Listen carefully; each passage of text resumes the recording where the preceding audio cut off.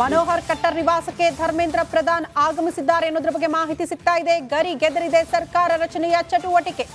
ಫೋನ್ನಲ್ಲೇ ಇಬ್ಬರು ನಾಯಕರು ಮಾತುಕತೆ ನಡೆಸಿದ್ದಾರೆ ಅನ್ನೋದ್ರ ಬಗ್ಗೆ ಮಾಹಿತಿ ಸಿಗ್ತಾ ಇದೆ. ಸರ್ಕಾರ ರಚನೆಯ ಕಸರತ್ತು, ಹಾಗಾಗಿ ಒಂದಷ್ಟು ರಾಜಕೀಯ ಚಟುವಟಿಕೆಗಳು ಕೂಡ ಗರಿಗೆದರ್ತಾ ಇದೆ. ಫೋನ್ನಲ್ಲೇ ಇಬ್ಬರು ನಾಯಕರ ಮಾತುಕತೆ ಆಗಿದೆ. ಮನೋಹರ್ ಕಟ್ಟರ್ ನಿವಾಸಕ್ಕೆ ಧರ್ಮೇಂದ್ರ ಪ್ರಧಾನ್ ಆಗಮಿಸಿದ್ದಾರೆ ಅನ್ನೋದ್ರ ಬಗ್ಗೆ ಮಾಹಿತಿ ಸಿಗ್ತಾ ಇದೆ. ಹರಿಯಾಣ ಕ್ಲಿಯರ್, ಜಮ್ಮು ಕಾಶ್ಮೀರ ಏನು, ಈ ಪ್ರಶ್ನೆ ಇದೆ. ಬಟ್ ತೆರೆಮರೆಯಲ್ಲೇ ಕಸರತ್ತಾದಂಗೆ ಕಾಣಿಸ್ತಾ ಇದೆ. ಸರ್ಕಾರ ರಚನೆಯ ವಿಚಾರಕ್ಕೆ ಸಂಬಂಧಪಟ್ಟಂತೆ ಮತ್ತೊಂದು ಕಡೆ ಸಂಭ್ರಮಾಚರಣೆ ಆಗ್ತಾ ಇರುವ ದೃಶ್ಯಗಳು.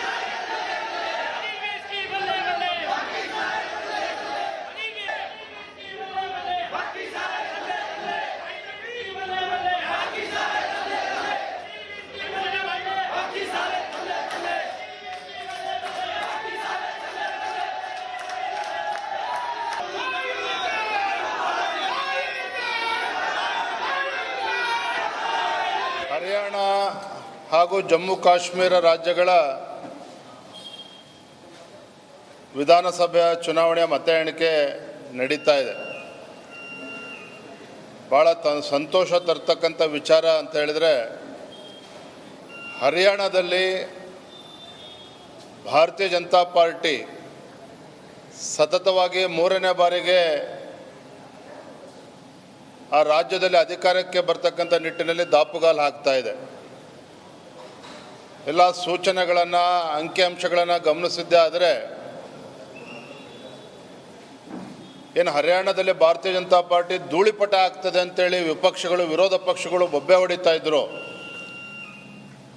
ಹರಿಯಾಣದಲ್ಲಿ ಮತ್ತೆ ಕಾಂಗ್ರೆಸ್ ಪಕ್ಷ ಅಧಿಕಾರಕ್ಕೆ ಬರ್ತೇವೆ ಅನ್ನುವ ಭ್ರಮೆನಲ್ಲಿ ಏನು ಕಾಂಗ್ರೆಸ್ ಪಕ್ಷ ಇತ್ತೋ ಅದಕ್ಕೆ ತದ್ವಿರುದ್ಧವಾಗಿ ಎಲ್ಲ ಪಿತೂರುಗಳ ನಡುವೆನೂ ಸಹ ಭಾರತೀಯ ಜನತಾ ಪಾರ್ಟಿ ಮತ್ತೊಮ್ಮೆ ಜಯಬೇರಿ ಬಾರಿಸ್ತಕ್ಕಂಥ ನಿಟ್ಟಿನಲ್ಲಿ ಸಾಗ್ತಾ ಇರ್ತಕ್ಕಂಥದ್ದು ಸಂತೋಷ ತರ್ತಕ್ಕಂಥ ಸಂಗತಿ.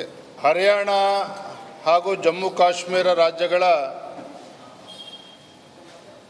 ವಿಧಾನಸಭೆಯ ಚುನಾವಣೆಯ ಮತ ಎಣಿಕೆ ನಡೀತಾ ಇದೆ. ಭಾರತೀಯ ಜನತಾ ಪಾರ್ಟಿ ಸಂವಿಧಾನ ಮತ್ತು ಪ್ರಜಾಪ್ರಭುತ್ವದ ಮೇಲೆ ನಂಬಿಕೆ ಇಟ್ಟಿರುವಂಥ ರಾಜಕೀಯ ಪಕ್ಷ. ಫಲಿತಾಂಶ ಏನೇ ಬಂದರೂ ನಾವು ಚುನಾವಣಾ ಆಯೋಗವನ್ನು ದೂರೋದು, EVM ದೂರೋದು, ಜನರೇ ಸರಿ ಇಲ್ಲ ಅಂತ ಹೇಳೋದು, ಈ ರೀತಿ ಕೆಲಸವನ್ನು ಇವತ್ತಿನವರೆಗೂ ನಾವು ಮಾಡಿಲ್ಲ. ಕಾಂಗ್ರೆಸ್ಸು ಹೇಗೆ ಅಂದರೆ, ಅವ್ರ ಪರ ಚುನಾವಣೆಗೆ ಬಂದರೆ ಅದು ಜನಾದೇಶ, ಅವ್ರ ವಿರುದ್ಧ ಚುನಾವಣೆ ಬಂದರೆ EVM ಸರಿ ಇಲ್ಲ, ಜನರೇ ಸರಿ ಇಲ್ಲ. ಇದು ಕಾಂಗ್ರೆಸ್ ಮನಸ್ಥಿತಿ. ನಮಗೆ ಜಮ್ಮು ಕಾಶ್ಮೀರದಲ್ಲಿ ಪ್ರಜಾಪ್ರಭುತ್ವ ಗೆದ್ದಿದೆ, ಭಾರತದ ಸಂವಿಧಾನಕ್ಕೆ ಬಲ ಬಂದಿದೆ, ದೊಡ್ಡ ಪ್ರಮಾಣದಲ್ಲಿ ಜನರ ಸಹಭಾಗಿತ್ವ ಚುನಾವಣೆಯಲ್ಲಿ ವ್ಯಕ್ತ ಆಯಿತು. 68% ಮತ ಚಲಾಯಿಸಿದರು. ಅದು ಭಾರತದ ಗೆಲುವು. ಯಾಕೆಂದರೆ ಕಾಂಗ್ರೆಸ್ನ ತಪ್ಪು ನೀತಿಯಿಂದಾಗಿ 48ರಿಂದ ವಿಶ್ವಸಂಸ್ಥೆಯಲ್ಲಿ ಕಾಶ್ಮೀರದ ಸಮಸ್ಯೆಯನ್ನು ಒಂದು ವಿವಾದ, ಅಂತಾರಾಷ್ಟ್ರೀಯ ಸಮಸ್ಯೆ ಅಂಥೇಳಿ ಬಿಂಬಿಸುವ ಕೆಲಸ. ಈಗ ಬಂದಿರತಕ್ಕಂಥ ಚುನಾವಣಾ ಫಲಿತಾಂಶ BJP ಪರವಾಗಿ ಬರ್ತಾ ಇದೆ ಅಂತ ಮೇಲ್ನೋಟಕ್ಕೆ ಕಾಣಿಸ್ತಾ ಇದೆ. ಇದೇ ಟ್ರೆಂಡ್ ಮುಂದುವರೆದರೆ BJP ಸ್ಪಷ್ಟ ಬಹುಮತದ ಕಡೆಗೆ ಹೋಗುವಂಥದ್ದು ಶತಸಿದ್ಧ. ನಿನ್ನೆನೂ ಕೂಡ ಬಂದಂಥ ಎಕ್ಸಿಟ್ ಪೋಲ್ಗಳಲ್ಲಿ ಅದಕ್ಕೂ ಇದಕ್ಕೂ ಅಜಗಜಾಂತರ ವ್ಯತ್ಯಾಸವನ್ನು ನಾವು ನೋಡ್ತಾ ಇದ್ದೀರಿ. ಸೊ ನಮಗೆ ವಿಶ್ವಾಸ ಇದೆ, BJP ಎರಡೂ ಕಡೆ, ಎರಡೂ ರಾಜ್ಯಗಳಲ್ಲಿ ಸರ್ಕಾರ ರಚನೆ ಮಾಡುವಂಥ ಪರಿಸ್ಥಿತಿ ಬರುತ್ತೆ. ಇದೆಲ್ಲನೂ ಕೂಡ BJPಯ ಸಂಘಟನೆ, ನರೇಂದ್ರ ಮೋದಿಯವರ ಒಂದು ವರ್ಚಸ್ಸು, ಇವೆಲ್ಲ BJPಗೆ ಒಂದು ಶಕ್ತಿ ತಂದು ಕೊಟ್ಟಿದೆ. ಕಾರ್ಯಕರ್ತರಿಗೆ ನಾನು, ಅಲ್ಲಿನ ರಾಜ್ಯದ ಪ್ರಮುಖರಿಗೆ ಅಭಿನಂದನೆ ಸಲ್ಲಿಸ್ತಾ ಇದ್ದೀನಿ. ಈಗ ಬಂದಿರತಕ್ಕಂಥ ಚುನಾವಣಾ ಫಲಿತಾಂಶ BJP ಪರವಾಗಿ. ಈ ಬಗ್ಗೆ ಮತ್ತಷ್ಟು ಡೀಟೇಲ್ಸ್ ಅನ್ನು ಕೊಡ್ತಾ ಹೋಗ್ತಾರೆ ನನ್ನ ಸಹೋದ್ಯೋಗಿ ನಾಗೇಂದ್ರ ಬಾಬು ದೂರವಾಣಿ ಸಂಪರ್ಕದಲ್ಲಿ. ನಾಗೇಂದ್ರ ಬಾಬು, ಲೇಟೆಸ್ಟ್ ಅಪ್ಡೇಟ್ ಹರಿಯಾಣದಲ್ಲಿ ಮೋಸ್ಟ್ಲಿ ಯಾರು ಊಹೆ ಮಾಡಿರ್ಲಿಕ್ಕಿಲ್ಲ ಅನ್ಸುತ್ತೆ, ಆ ರೀತಿ ಹಾವು ಏಣಿ ಆಟ ಮುಂದುವರಿತಾ ಇದೆ. ಲೇಟೆಸ್ಟ್ ಅಪ್ಡೇಟ್ ಅನ್ನ ಕೊಡೋದಾದ್ರೆ ಸುದ್ದಿ ನೋಡಿ, ಇವತ್ತು ಯಾರು ಕೂಡ ಊಹೆ ಮಾಡಿರಲಿಲ್ಲ. ಯಾಕಂದ್ರೆ 3ನೇ ಬಾರಿ ಮತ್ತೊಮ್ಮೆ ಅಧಿಕಾರದ ಚುಕ್ಕಾಣಿಯನ್ನ ಬಿಜೆಪಿ ಹಿಡಿಯುತ್ತಾ ಅನ್ನುವ ಚರ್ಚೆಗಳು ದೊಡ್ಡ ಮಟ್ಟದಲ್ಲಿ ನಡೀತಾ ಇತ್ತು. ಆದ್ರೆ ಕಾಂಗ್ರೆಸ್ ಪಾಳದಲ್ಲಿ ಆದಂತಹ ಬಣ ಬಡಿದಾಟ ಇಲ್ಲಿ ಪ್ರಮುಖವಾಗಿ ಬಿಜೆಪಿಗೆ ಪ್ಲಸ್ ಪಾಯಿಂಟ್ ಆಗಿದೆ ಅಂದ್ರೂ ಕೂಡ ತಪ್ಪಾಗೋದಿಲ್ಲ. ಅದನ್ನ ಚೆನ್ನಾಗಿ ಎನ್ಕ್ಯಾಶ್ ಅನ್ನು ಕೂಡ ಬಿಜೆಪಿ ಪಾಳೆಯ ಮಾಡ್ಕೊಂಡಿದೆ. ನೋಡಿ, ಮತ್ತೊಮ್ಮೆ ಎಕ್ಸಿಟ್ ಪೋಲ್ ರಿಸಲ್ಟ್ ಉಲ್ಟಾ ಹೊಡೆದಿದೆ ಅನ್ನೋದು ಇಲ್ಲಿ ಸ್ಪಷ್ಟವಾಗಿ ಗೊತ್ತಾಗ್ತದೆ. ಯಾಕಂದ್ರೆ ಇಲ್ಲಿ ಕಾಂಗ್ರೆಸ್ ಗೆಲುವು ಬಾರಿಸುವ ಮೂಲಕ ಹ್ಯಾಟ್ರಿಕ್ಗೆ ಟಕ್ಕರ್ ಕೊಡುವಂತ ಕೆಲಸವನ್ನ ಮಾಡುತ್ತೆ ಅಂತೇಳಿ ಎಕ್ಸಿಟ್ ಪೋಲ್ ನಂಬರ್ಗಳು ಹೇಳಿತ್ತು.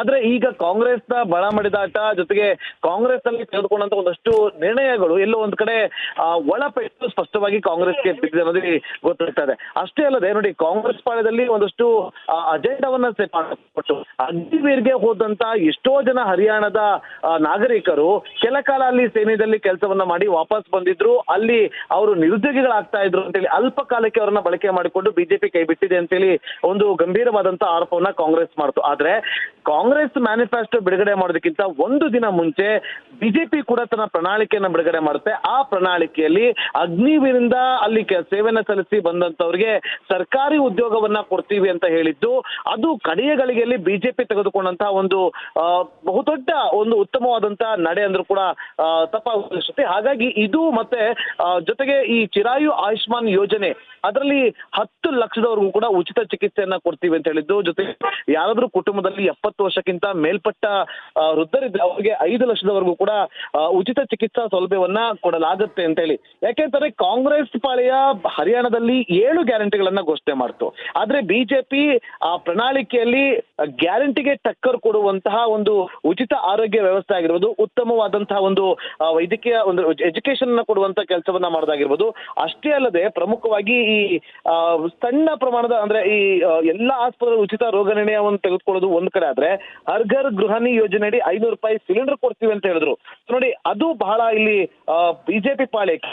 ಅಷ್ಟೇ ಅಲ್ಲದೆ ಈ ಸಣ್ಣ ಹಿಂದುಳಿದ ಜಾತಿಗಳು ಈ ದೇಶದ ಯಾವುದೇ ಒಂದು ಸರ್ಕಾರಿ ವೈದ್ಯಕೀಯ ಕಾಲೇಜಿನಲ್ಲಿ ಓದ್ತಾ ಇದ್ರೆ ಅವ್ರಿಗೆ ಎಜುಕೇಶನ್ ನ ಒಂದು ಸ್ಕಾಲರ್ಶಿಪ್ ಅನ್ನ ನಾವು ಕಂಪ್ಲೀಟ್ ಆಗಿ ನೋಡ್ಕೋತೀವಿ ಅಂತೇಳಿ ಮ್ಯಾನಿಫೆಸ್ಟೋದಲ್ಲಿ ಅವರು ತಿಳಿಸ್ತಾ ಹೋದ್ರು. ಸೊ ಇದೆಲ್ಲವನ್ನು ಕೂಡ ಅಚ್ಚುಕಟ್ಟಾಗಿ ಹರಿಯಾಣದಲ್ಲಿ ಜನರಿಗೆ ಮನದಟ್ಟಾಗುವಂತೆ ನೋಡಿಕೊಂಡಿದ್ದು ಯೋಗಿ ಆದಿತ್ಯನಾಥ್ ಅವರು ಅಂದ್ರೂ ಕೂಡ ತಪ್ಪಾಗೋದಿಲ್ಲ. ಯೋಗಿ ಆದಿತ್ಯನಾಥ್ ಅವರು ಅಲ್ಲಿ ಪ್ರಚಾರದ ಸಂದರ್ಭದಲ್ಲಿ ಭಾಷಣಗಳಲ್ಲಿ ಇದೇ ವಿಚಾರವನ್ನ ಎತ್ತಿ ಹಿಡಿತಾ ಇದ್ರು. ಅದೇ ಭಾಷಣದ ಪ್ರಮುಖವಾದಂತಹ ಪಾಯಿಂಟ್ಗಳು ಇಟ್ಕೊಂಡವರು ಮಾತಾಡೋದಕ್ಕೆ ಮುಂದಾಗ್ತಾ ಇದ್ರು. ನೋಡಿ, ಇಲ್ಲಿ ಆಪ್ ಎಲ್ಲೋ ಒಂದ್ ಕಡೆ ಹೇಳ್ತಾ ಇದೆ, ಪಂಜಾಬ್ನ ಪಕ್ಕದಲ್ಲಿರುವಂತಹ ಹರಿಯಾಣ, ಪಂಜಾಬ್ನಲ್ಲಿ ಸರ್ಕಾರವನ್ನ ನಡೆಸ್ತಾ ಇರುವಂತ ಆ ಪಕ್ಷ ಇಲ್ಲೂ ಕೂಡ ಒಂದು ಮೋಡಿ ಮಾಡುತ್ತೆ ಅಂತಿತ್ತು. ಆದ್ರೆ ಇಲ್ಲಿ ಆ ಪಕ್ಷ ಅಷ್ಟೊಂದು ಮಟ್ಟದಲ್ಲಿ ಅಬ್ಬರದ ಪ್ರಚಾರವನ್ನ ನಡೆಸಿಲ್ಲ, ಅಬ್ಬರದ ಒಂದು ರೀತಿಯಲ್ಲಿ ಗೆಲುವಿನ ಕಡೆ ಗಮನ ಹರಿಸಿಲ್ಲ. ಆದ್ರೆ ರಾಷ್ಟ್ರ ರಾಜಧಾನಿ ಪಕ್ಕದಲ್ಲೇ ಇರುವಂತಹ ಹರಿಯಾಣದಲ್ಲಿ ಬಿಜೆಪಿ ಮತ್ತೊಮ್ಮೆ ಕಮಾಲ್ ಮಾಡ್ಕೊಳ್ಳೋದಕ್ಕೆ ಒಂದಷ್ಟು ಸೂತ್ರಗಳನ್ನ ಹೆಣೆದುಕೊಂಡಿತ್ತು. ಆ ಸೂತ್ರಗಳು ಇವತ್ತು ಕೈ ಹಿಡಿದೆ ಅಂದ್ರೂ ಕೂಡ ತಪ್ಪಾಗೋದಿಲ್ಲ. ಹಾಗಾಗಿ 50+ ಬಂದ್ರೂ ಕೂಡ ಯಾವುದೇ ಅನುಮಾನವಿಲ್ಲ. ಹಾಗಾಗಿ ಬಿಜೆಪಿ ಸಿಂಗಲ್ ಲಾರ್ಜೆಸ್ಟ್ ಪಾರ್ಟಿ ಆಗಿ ಹೊರ ಹೊಮ್ಮುತ್ತೆ ಅಂತೇಳಿ ಈ ಕ್ಷಣದ ಟ್ರೆಂಡ್ ಹೇಳ್ತಾ ಇದೆ. ಶ್ರುತಿ, ಮತ್ತೊಂದು ಕಡೆ ಜಮ್ಮು ಕಾಶ್ಮೀರದ ಒಂದು ರಿಸಲ್ಟ್ ಅನ್ನ ಗಮನಿಸ್ತಾ ಇದೀವಿ. ಅಲ್ಲಿನ ಒಂದು ನ್ಯಾಷನಲ್ ಕಾನ್ಫರೆನ್ಸ್ ಪಾರ್ಟಿ ಏನಿದೆ, ಈ 370 ರದ್ದಿನ ವಿಚಾರವಾಗಿ ಸಾಕಷ್ಟು ಭಾಷಣವನ್ನ ಮಾಡ್ಕೊಂಡ್ಬಂತು. ಒಂದು ವೇಳೆ ಇಂಡಿ ಒಕ್ಕೂಟ ಗೆಲುವನ್ನ ದಾಖಲು ಮಾಡಿ ಇಂಡಿ ಒಕ್ಕೂಟ ಆಡಳಿತ ಚುಕ್ಕಾಣಿ ಹಿಡಿದಿದೆ, ಕೇಂದ್ರ ಸರ್ಕಾರ 370 ರದ್ದು ಏನು ಮಾಡಿದೆ ಅದನ್ನ ವಾಪಸ್ ತರ್ತೀವಿ ಅಂತ ಹೇಳಿ ಅದನ್ನ ರೀಚ್ ಮಾಡಿಸುವಂತ ಕೆಲಸವನ್ನ ಮಾಡ್ತು. ಎಲ್ಲೋ ಒಂದ್ ಕಡೆ ಅದು ನ್ಯಾಷನಲ್ ಕಾನ್ಫರೆನ್ಸ್ ಪಾರ್ಟಿ ಹಾಗೂ ಕಾಂಗ್ರೆಸ್ ಪಾರ್ಟಿಗೆ ಕೈ ಹಿಡಿದೆ ಅಂದ್ರೂ ಕೂಡ ತಪ್ಪಾಗೋದಿಲ್ಲ. ಶ್ರುತಿ. ಓಕೆ ನಾಗೇಂದ್ರ ಬಾಬು, ಧನ್ಯವಾದಗಳು ತಮ್ಮೆಲ್ಲ ಮಾಹಿತಿಗೆ.